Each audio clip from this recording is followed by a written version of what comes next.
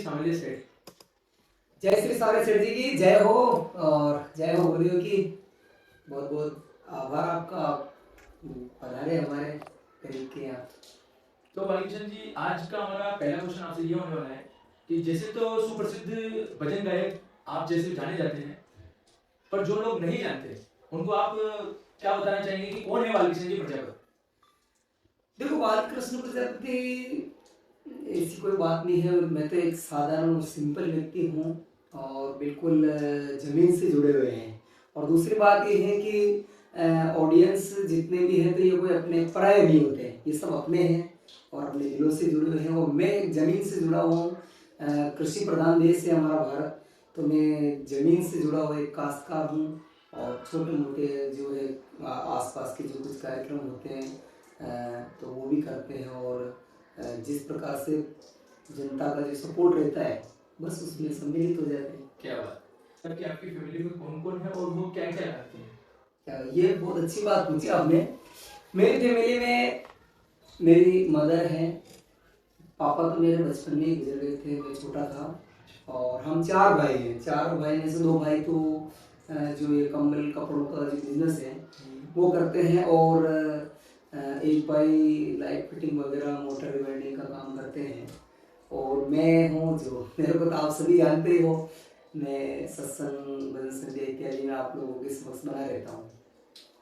लोगों के मन में एक और सवाल है कि बालकिशन जी जो आज सिंगर है, आज इतने बड़े मालवा के सुप्रसिद्ध भजन गायक हैं, वो पहले क्या करते थे? क्या बात है। मैं मेरी सारी ऑडियंस को यही बताना चाहूँगा कि पहले मैं बिल्कुल मैं पहले भी बताया कि अपना भारतवर्ष कृषि प्रधान देश है, तो मैं खेती करता था। खेती के बाद में मैंने ये पुताई पेंटिंग की। जैसे हमारे जो और भी सीनियर के अक्सर कलाकार लोग या तो पेंटर लोग होते हैं या फिर मास्टर लोग होते हैं, तो टीचर जो की। तो कहने का मतलब ये है कि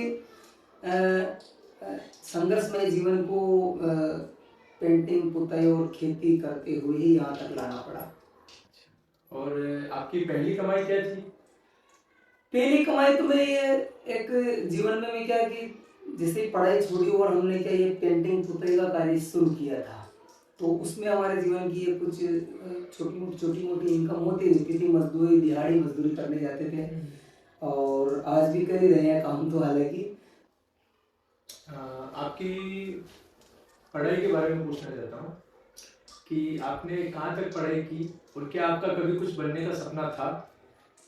पढ़ाई मेरी सर, पढ़ाई तो मैं क्या है कि बचपन यूँ समझ लो पहली दूसरी तीसरी आने में ही मेरे को यूँ समझ लो 6 साल, 3 साल का काम 6 साल लगता है। जैसे हर क्लास में फेल होता गया, पास तो नहीं हुआ।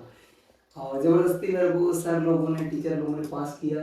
और 5वीं में आने के बाद भी मेरे को अनाराम सिखाए वापस, इतना मैं पढ़ाई में कमज़ोर था। और 8वीं तक मैंने जैसे पढ़ी, लास्ट एंड फाइनल 8वीं तक की मैंने। कोई ऐसा व्यक्ति जो चाहता था कि बालकृष्ण प्रजापति एक दिन सिंगर बने? ऐसा कोई नहीं था जी, ये एक सत्य कहना पड़ेगा। क्योंकि खड़ा रहना तो बस पर्वतों से सीखो, पर्वतों से कि खड़ा किस प्रकार से रहा जाता। लेकिन खड़ा जो जिन पर्वतों को खड़ा करते हैं वो है प्रकृति। तो बहुत अभ्यास करना पड़ा जीवन में। और हमारे जो ये गुरुदेव थे, बस इन लोगों के मार्गदर्शन से और इन्हीं के आशीर्वाद से आज यहाँ तक आए। बाकी आम पब्लिक में क्योंकि कोई हमारे परिवार में कोई गाता बजाता ही नहीं था, तो हमें वो लाइन नहीं बता पाए कोई, तो यार इनको क्या लाइन पकड़ना है। तो आपके गाने राजस्थान, मध्य प्रदेश और भी कई राज्यों में धूम मचा रहे हैं। तो मैं ये पूछना चाहता था कि आपकी शुरुआत कहाँ से हुई भजन गायक बनने की? शुरुआत तो सर में क्या है कि 5वीं क्लास तक तो मेरे मामा के वहाँ पढ़ा। तो वहाँ पर क्या कथाएं होती थी, सत्यनारायण भगवान इत्यादि की कथाएं, सत्संग जागरण इत्यादि होते थे। तो हमारे रतनगढ़ से क्या ये टीम आई थी वहाँ गाने। तो उसमें वो हीरालाल जी बागवान, नाथुराम जी नावदा, मोहनलाल जी ग्वाला और मूलचंद जी प्रजापत और ये अपने जो धनराज जी सोलंकी जी है ना रतनगढ़ से, वो आए थे। वो सत्संग करने आए थे। तो हमें पता लगा कि यार आज बाहर से आ रहे हैं। तो वो उन्होंने रात भर भजन गाए। तो मैं क्या मोहन जी ग्वाला की आवाज से प्रभावित हुआ। तो मैं उसी दिन क्लास छोड़ के मैंने पूछा कहाँ के हो, तो वो बोले रतनगढ़ के। मैंने कहा रतनगढ़ तो मैं भी रहता हूँ। तो वो तो दूसरे दिन चले गए, लेकिन मैं भी उसी जस्ट वो क्लास क्लास छोड़ के डायरेक्ट यहाँ आ गया, वापस पढ़ाई यहीं से शुरू की मैंने, और फिर उनके साथ में लग गया। तो कथाएं, सत्संग, श्रीधर जी महाराज की सत्संग होती थी, और नागद जी की जो मंडली थी उसके साथ, और हमारे वीर विजय महाराज की कथाओं में भी जाता था। तो खेल इत्यादि में जाते जाते धीरे धीरे गोकुल जी शर्मा से जुड़े। तो गोकुल जी शर्मा साहब ने बिल्कुल हमारे जो ये गाने हैं उन्होंने अपने चैनल पर दिए, और बहुत सांवरिया सेठ जी की इतनी गजब कृपा हुई कि आज लाइफ चेंज है। ये एक सबसे बड़ा योगदान है उनका। इसमें बेहतर योगदान गोकुल जी शर्मा का है, सोशल मीडिया के माध्यम से स्टूडियो पर उन्होंने हमारा काफी सहयोग किया, और आज भी वो बिल्कुल हमारा सपोर्ट करते हैं। आपका जो पहला गाना रिकॉर्ड हुआ था वो कौन से स्टूडियो में हुआ? पहले गाने तो सर पहले क्या कि मेवाड़ी ब्रदर्स बाय राजू जी का जो स्टूडियो है वही चलता था। राजस्थान में बेहतरीन स्टूडियो वही था राजू जी मेवाड़ी का, और म्यूजिक भी बहुत अच्छा लगाते थे, वहाँ हुए। और उसके बाद में मैंने जो सेकंड स्तर पे जो गाने किए डायरेक्ट गोकुल जी शर्मा के यहाँ किए। गोकुल जी ने स्टूडियो लगा लिया था उस समय में, तो इनके यहाँ के गाने इतने जबरदस्त चले, और फैन फॉलोइंग भी मेरी यहीं से बनी, और ऑडियंस का भी मुझे काफी सपोर्ट यहीं से मिला। तो थानेदार का थानेदार जो सॉन्ग चला, तो गोकुल जी ने मेरे को फोन लगाया कि वाणी सिंह जी आपका सॉन्ग बहुत अच्छा चला, एक बार और आओ। मेरे को पता ही नहीं था कैसे क्या चलता है, कैसे क्या होता है। दूसरा गाना मैंने गाया मारा इंस्टा वाली रील पे छाई मारा सांवरा, वो भी बहुत अच्छा चला। हाँ। और तीसरा सॉन्ग ये मारा सांवरा के नोट गणेरा थोड़ा थोड़ा सबने बांटे रहे, कलम चला रे सांवरा कलम चला, ऐसे कई सॉन्ग है। बाकी बहुत अच्छी सांवरे से जी कृपा रही और रहेगी आगे भी। आप अपने गुरु किसे मानते हैं? गुरु, ये बहुत अच्छी बात पूछी आपने, क्योंकि गुरु बिना कोई ज्ञान हो ही नहीं सकता है। गुरु हमारे आदरणीय गुरुदेव श्रीधर जी महाराज, जो कि स्वामी श्री मानव भक्ति निर्माण धर्म के जो संस्थापक श्री राम भारती जी महाराज, श्री कल्याण भारती जी महाराज, उनके परम शिष्य श्रीधर जी महाराज जो कि बांसुरी से हैं, तो वे हमारे गुरुदेव हैं। और बिल्कुल उन्होंने हमें अच्छा ज्ञान दिया। हमारा उनके ऊपर हमारे सिर पर गुरुदेव का संपूर्ण आशीर्वाद है। तो आज हम बिल्कुल सारे से जी कृपा से यहाँ तक हैं। और संगीत में क्या देखो, जैसे कि दत्तात्रेय जी भगवान के 9 गुरु थे, 24 गुरु थे। तो जो जैसे कि नवदा भक्ति होती है ना, इसी प्रकार 24 गुरु थे। तो संगीत में हमारे मोहन जी ग्वाला है रतनगढ़ वाले, तो उन्होंने भी मेरे को संगीत में गायकी के माध्यम से उन्होंने अच्छा हमारा परफॉर्मेंस किया और हमें मार्गदर्शन दिया। कभी ऐसा हुआ है कि आप मंच पे कोई गाना गाने गए, कोई भजन गाने गए, तो कभी ऐसा आपको महसूस हुआ हो, चमत्कार जैसा कोई महसूस हुआ? भजन संध्या में सत्संग में चमत्कार ही है। देखो चमत्कार बिना तो कुछ है ही नहीं, क्योंकि ईश्वर की ये एक ऐसी किरण है।